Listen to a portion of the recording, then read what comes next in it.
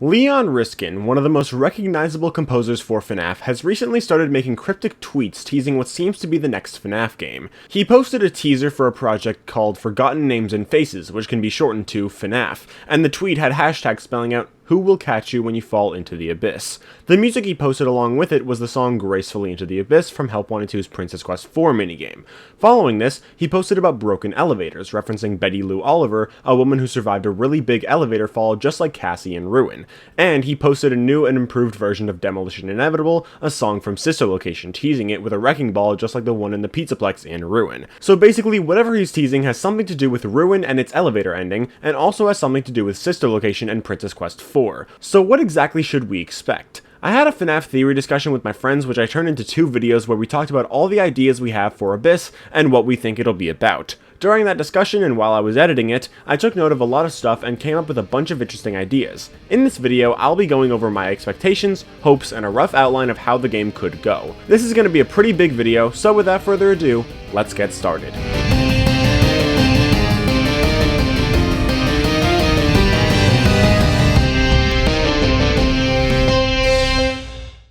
Security Breach's Ruin DLC came out over 2 years ago now, and it was our first official introduction to the Mimic in the games. We find him in an underground area blocked off by cement. The area also includes a security node, the Mix's machine, and some mascot costumes. However, Cassie is able to run through a cave and make her way to either a scooping room or an elevator. Back when the DLC first came out, I had literally just released a theory video on the idea of FNaF 6 being Fredbear's Family Diner, and Ruin strengthened it for me even more.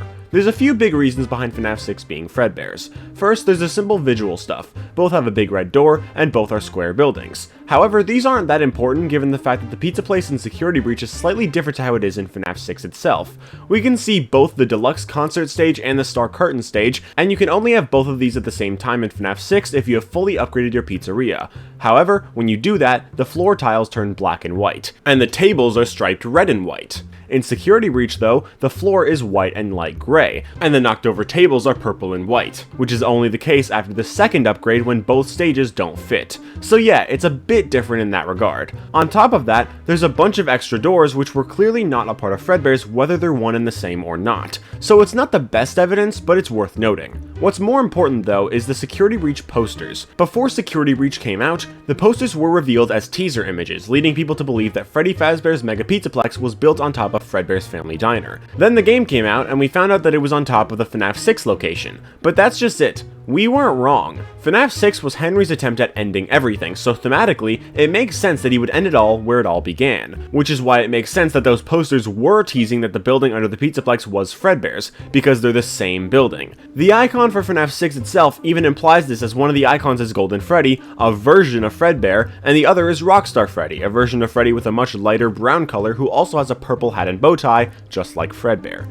And finally, there's the story Find Player 2, where Freddy Fazbear's Pizza is transformed into the restaurant Flo's Fabulous Eatery. Flo's is also the name of one of the sponsors in FNaF 6, Flo's Glossy Floss, connecting FNaF 6 with the concept of reusing Fazbear buildings for something else, implying maybe FNaF 6 is a previous location being reused. So why does this matter? Well, if FNaF 6 is under the Pizzaplex, then that means if it is Fredbear's Family Diner, then the Afton house, the Plush Trap Hallway, and the Nightmare Experiment Rooms, all from FNaF 4, are also under the Pizzaplex. How do we know? Because all of them are present in the same general area on the Sister Location Breaker Room map.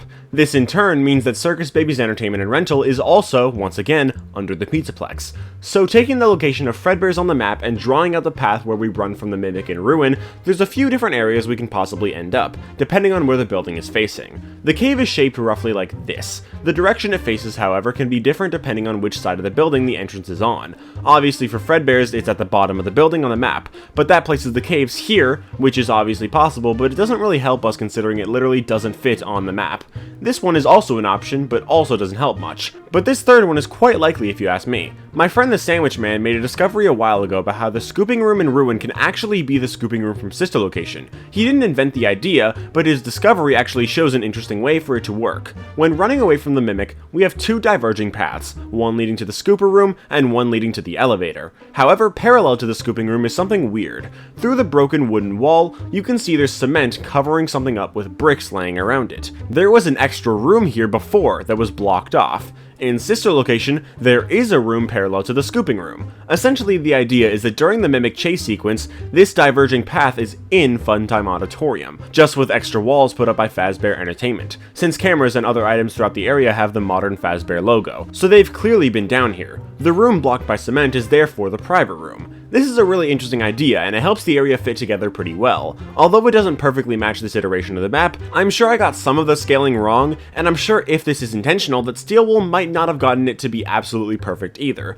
So I think it's entirely possible that this version of the map is what's actually intended.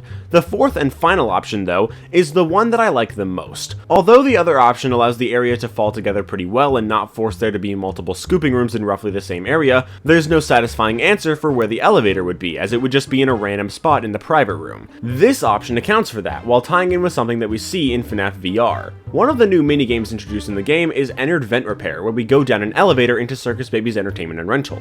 Hand Unit claims we are in the secondary service elevator, seeming to be the only elevator in the facility outside of the main one that we go down in sister location. As we progress down the elevator, we pass the breaker room, go down to the ventilation shaft, then down into the boiler room where we burn Ennard alive. Most people would just consider this to be a non-canon scenario, but it actually helps understand a bit of stuff. It can explain how Ennard ended up as Molten Freddy, returning to the facility after Baby left to retrieve other parts, getting trapped in the boiler, hence the name Molten Freddy. We also see Dark Springtrap in the hard mode version of the level, so it's possible this is where Afton goes after FNaF 3 to fix himself up, and that's why he looks different in FNaF 6. But the most important part of this level is the fact that we pass by the breaker room, which we know is on the level of the map that we are on in sister location. But this shows that there's a bunch of stuff way down below sister location. You can even say down into the abyss. Regardless, all this means that the secondary service elevator must be on the left side of the sister location map right next to the breaker room, and when you know it, that's exactly where the elevator lines up with this option. I think in Ruin, we are actually right above sister location, and when Cassie's elevator crashes, it would make a lot of sense that she ends up in sister location, allowing us, in Abyss,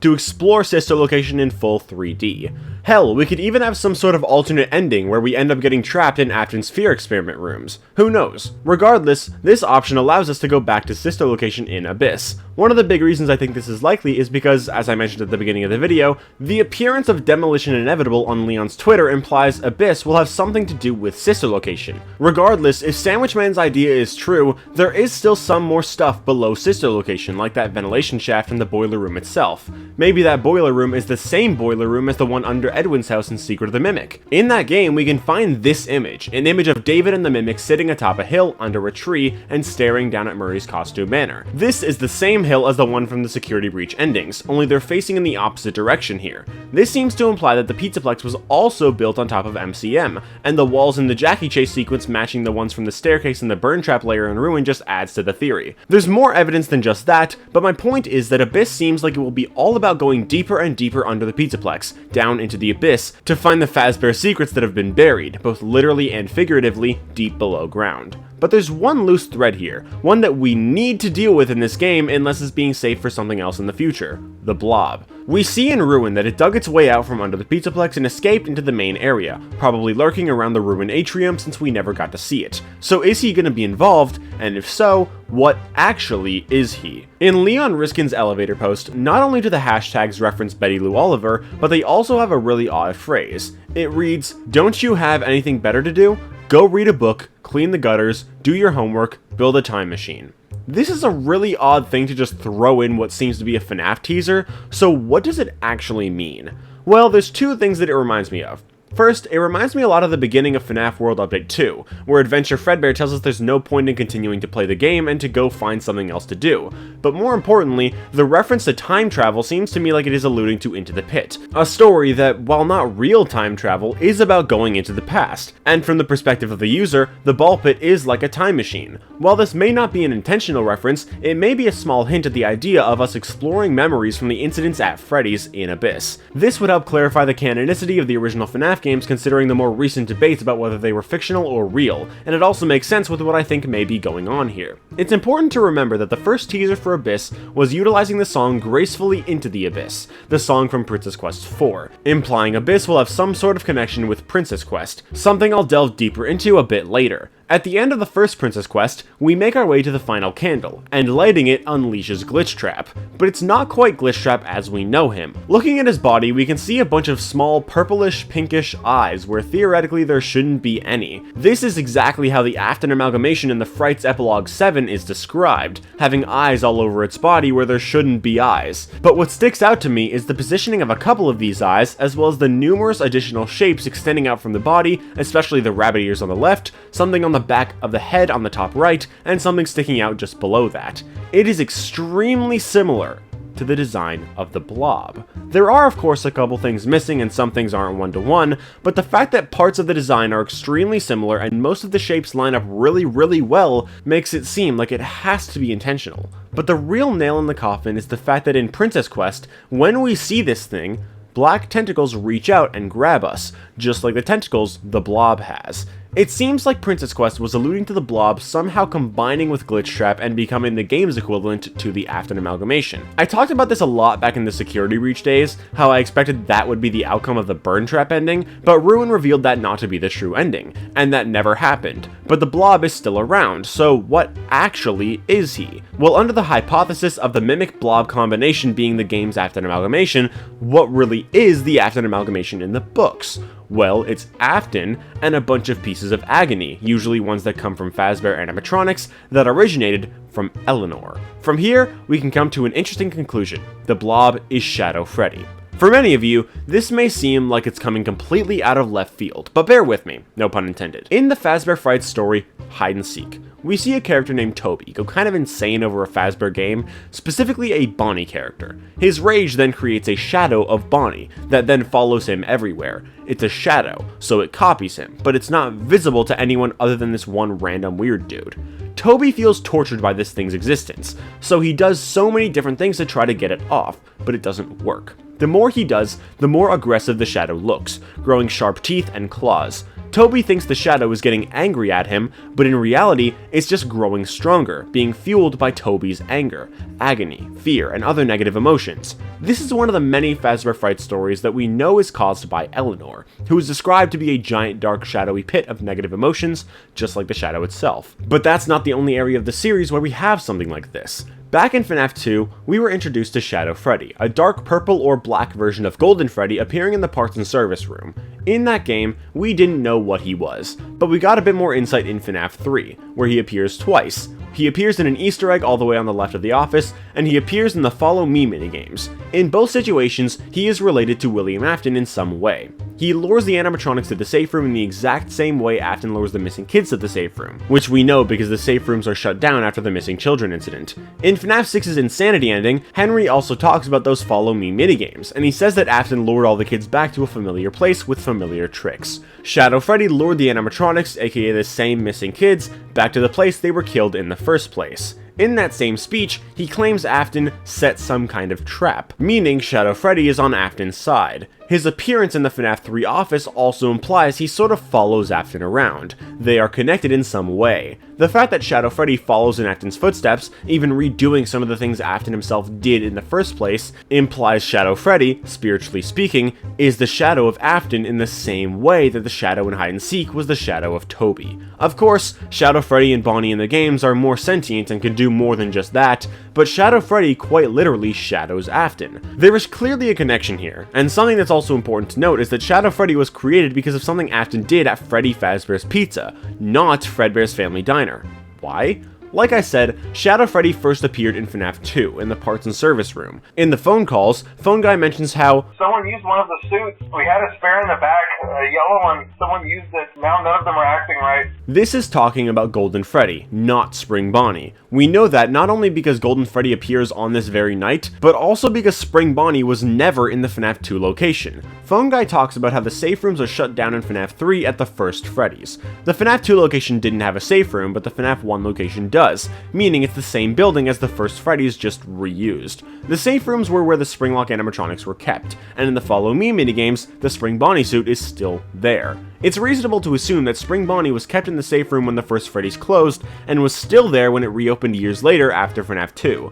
That means Spring Bonnie was never at the FNaF 2 location, which is why Afton used the Golden Freddy suit instead. That means the back room that Phone Guy refers to is the parts and service room, the same room the other 4 wizards are kept in. But we don't ever see Golden Freddy on the parts and service camera, and we only ever see Foxy if none of the other animatronics are in there. So where are Golden Freddy and Foxy normally? Well, if you look at the room on the cameras, you can see that it has a wall in the middle that divides it in half. Only one side is visible on the cameras while the other side goes completely unseen, and that's the side where Golden Freddy and Foxy must be. Taking this into account, it's really interesting that Golden Freddy is on the unseen side while Shadow Freddy is on the camera side. Considering this room is split in half, it's almost like Shadow Freddy is quite literally mirroring Golden Freddy.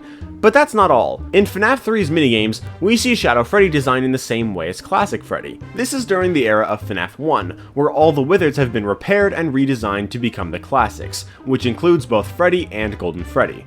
Based on the design in FNaF 2 matching withered Golden Freddy and the design here matching what Golden Freddy would look like at this point in the timeline, it's absolutely clear that Shadow Freddy's design is always a shadow of Golden Freddy's design. Except in the FNaF 3 Easter egg for some reason, I guess. Now, some of you may be thinking this goes against what I said before, that this further implies Shadow Freddy was created by something from Fredbear's, because Golden Freddy is Fredbear, but that's just not the case. Back in FNaF 3, we heard a bunch of recordings documenting the events of the first Freddy Fazbear's Pizza, starting with the Springlock suits, then leading into them getting shut down, Afton killing the kids, and the safe rooms being discontinued. We learn how the first Freddy's location did have Springlock suits. It had Fredbear and Spring Bonnie, but not the same ones from Fredbear's. Fredbear at the diner has a purple hat and bow tie, while Golden Freddy has a black hat and bow tie. Spring Bonnie from Fredbear's looks to be much closer in design to Glitchtrap, while the one from Freddy's is the typical Spring Bonnie we all know.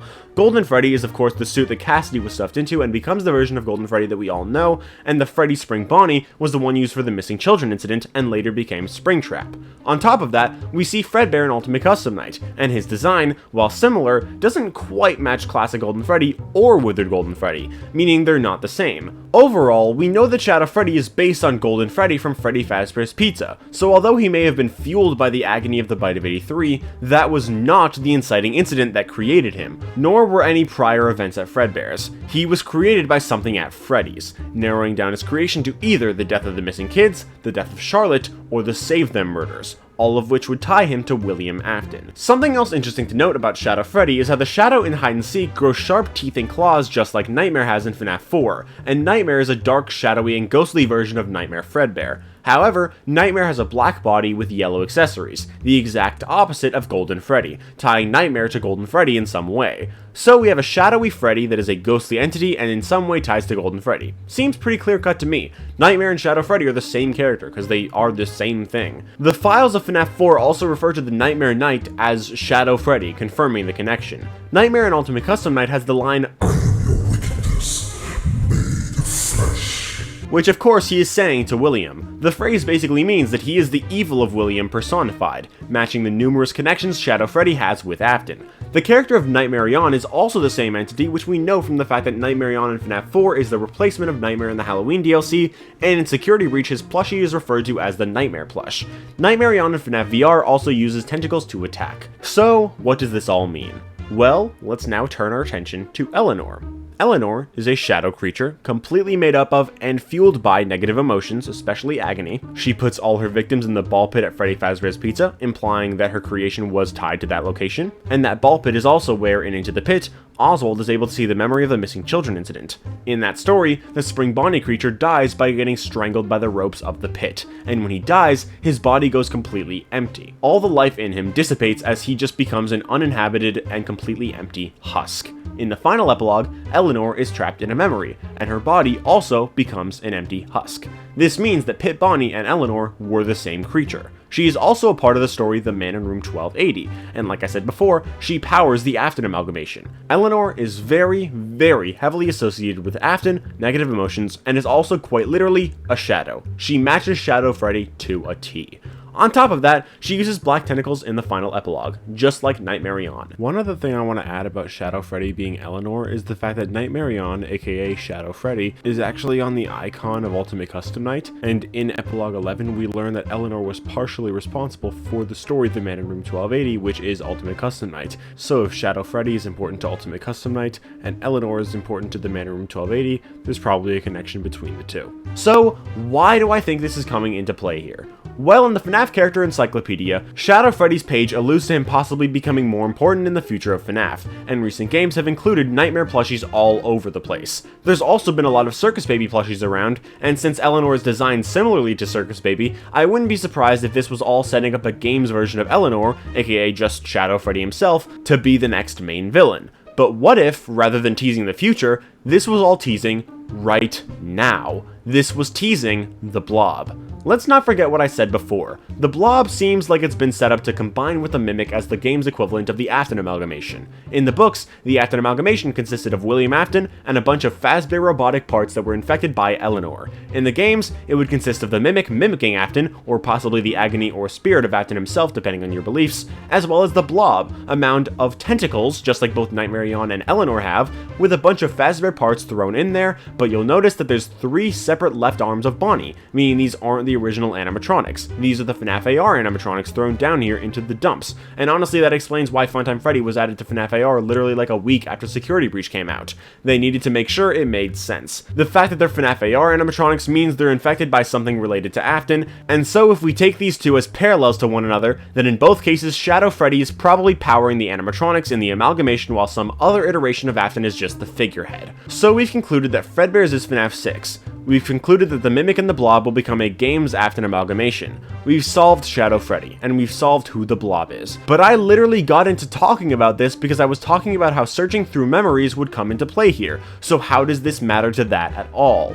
Well, the obvious answer is that the ball pit is used to search through memories and Eleanor stores her victims in it, but that doesn't exactly explain how we'll see it. However, in the final epilogue, Eleanor does make Larson search through memories. So if the Blob is Shadow Freddy, aka Nightmare Yawn, aka Eleanor, then the Blob should theoretically have the ability to put us through that as well. And I think if Abyss ends up being the final game in the Mimic saga, which we don't really know if it will be, it would be a really neat send-off to be able to look into the past to stop the villain of the present. So now, 7 pages into the script, let's talk about what I think will probably happen in Abyss. And it all comes back to Princess Quest. Because remember, the first teaser was literally the Princess Quest 4 music. Princess Quest 4 starts with the princess herself, but then the sword is passed along to us. We travel through one level area, but we find a bunch of broken floors, bringing us super deep down in search of Glitch Trap so we can stop him. Along the way, we find the graves of the missing children and Charlotte, then pass through this interesting looking door, and we make it to a new revamped version of the sister location elevator, including a ruined conduit puzzle in it, and this then leads us back up, and that's where Glitch Trap is, and he dies there. I think it would make a lot of sense if this is how Abyss progresses, teasing how Ruin and Abyss are one consecutive story. As Cassie, we travel throughout the Pizzaplex, the equivalent of the top level in Princess Quest 4. We come across the Blob at one point, which is interesting considering there's a Nightmare Yawn plush in Princess Quest 4, being one of the very few in all of Help Wanted 2. Eventually we make our way down through the ruined Pizzaplex and end up in the basement, like in Princess Quest 4. In both cases we are searching for the Mimic, so if we say Princess Quest 4 is teasing what will happen next, then theoretically, after we end up in the basement we will pass by something related to the missing children, then make our way back up to the Mimic via a sister location elevator. To me, that seems like we'll be going through the memories of Fazbear's past, placed upon us by the Blob, Shadow Freddy, and then we find our way through Circus Baby's entertainment and rental, go up through one of the sister location elevators, and find our way back up to the Pizzaplex to find the Blob. However, there is an alternate option, and that is that Princess Quest 4 is following in the footsteps of Princess Quest 1. In Princess Quest 1, we have to do our best to avoid all the Glitch Trap enemies. We collect a key and use it to progress, we find our way to 6 gravestones and we need to light them in a very specific order. But if you pay attention, the arrangement of the gravestones in Princess Quest 4 is the exact same arrangement as in the first, and you light them in the exact same order. The order goes Chica, Foxy, Freddy, Bonnie, Golden Freddy, the Puppet. Lining this up with the Princess Quest 1 graves, the order to get the Bonnie mask is the exact same one as from the first game.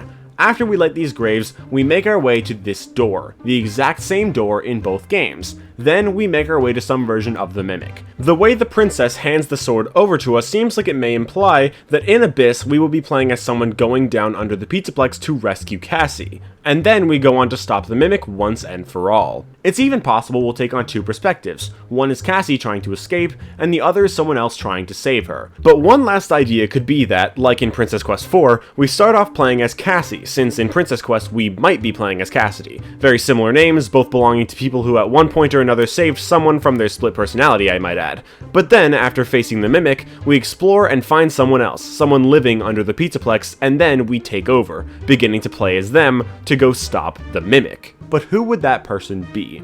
This brings me to the final topic for this video.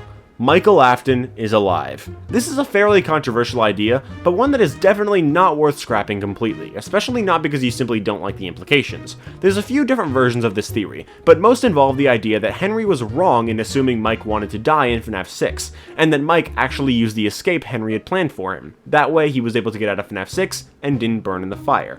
However, I usually don't go down that route. I think the fact that Henry says there was a way out planned for him implies that he originally was going to make one, but then decided to not make one at all. So rather than that approach, I prefer the alternative. The remnant didn't burn. This is another controversial idea, one I employed back when I made my theories about the Blob being the missing children, but I don't believe that anymore. I do think Happiest Day has happened and that the spirits have been put to rest, the remnant now gone, but the missing kids were not set free immediately when the fire happened. This is one of the biggest flaws with Henry's plan. In FNaF 3, the building burns down while Springtrap and the puppet are still inside. They just burned in a fire, so the fact that Henry just puts them in another fire and assumes it will work this time is extremely flawed logic. It is also said in the Insanity ending that there is a possibility that overheating Remnant can nullify its effects. However, this is only a possibility, and not a certainty. I commend Henry for trying his plan, but it doesn't make any sense that he included himself in the fire, because he can't stick around to actually make sure that it works. And it's completely possible and honestly logical that it wouldn't. In fact, in the Fazbear Frights books, it doesn't work, as both Afton and Charlotte do survive the fire. Sure, that's a different timeline, but it still follows the events of FNaF 6, so that means the puppet and Afton must survive the fire. In addition, the puppet is set free during Happiest Day alongside the other missing kids, meaning if she is still around in Frights, Happiest Day hasn't happened yet, and the missing kids aren't freed yet, which also means the remnant that was in both Molten Freddy and Michael has not burned away. Also, Afton literally says this in the fourth closet. That means, even if Mike was in the fire, the remnant that was keeping him alive is still keeping him alive. So if we apply this to the games, Michael would have survived the FNaF 6 fire. Sure, the missing kids and Charlotte could have easily set themselves free soon after, but burning the remnant doesn't set them free. They set themselves free, so Michael should theoretically have lived. It would make sense if, unlike Henry, Mike had some sense and decided to stick around to ensure things didn't start back up again, so when they did, he sprung to action. There's FNaF AR emails between characters named H. Crofton and M. Afton, implying Michael to still be around. Back in FNaF 6 itself, we, as Michael, also do receive the certificate of completion. You could say that this is just for the player rather than the protagonist, but the monologue tutorial unit gives is directly to Michael. So if he did die in the fire, it would be weird that we receive it. One last thing to imply Mike is alive is his room in Security Breach. This is admittedly pretty shaky evidence because it's very likely that this room is just a replica, but there's a chance it is the original. Secret of the Mimic reveals that the FNaF 4 Nightmare bedrooms are actually based on Edwin's house, which is nearby MCM and is actually the house on the hill from the FNaF 4 menu screen. Afton just took this house when Edwin died because he owned the property.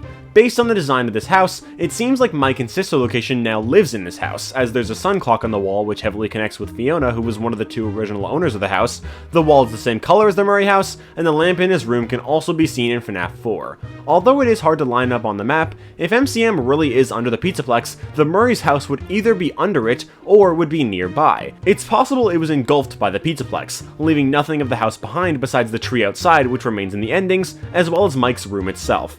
Basically, my idea is that this room is Michael's original room, which Fazbear seized. On Michael's TV in this room, Freddy and Friends on Tour is playing on a loop, the cartoon that teased Security Breach. This cartoon also contained a bunch of glitches that, when put together, form an image of Glitchtrap. Maybe these tapes appeared to Mike, showing him that Glitchtrap exists, and that led to him trying to find a way to destroy it and end this once and for all. Because Glitchtrap doesn't exist until after FNaF 6, Mike seeing this would have to mean he survived. Like I said, this is admittedly most likely wrong, but I do think it's a fun idea to consider even if the timing would kind of be weird. Another option could be that, because there was no way to escape the labyrinth that was FNaF 6, maybe Mike never got out, and maybe he's been living under the Pizzaplex the whole time. No food, maybe some shitty water, but that's it. He's only surviving on the remnant pumping through his veins, and he's the only one that knows Afton well enough to be able to stop the Mimic. But this is only if Happiest Day hasn't happened yet, which I think it probably did, though it's completely possible that isn't the case. Regardless, I do think Michael is still most likely alive,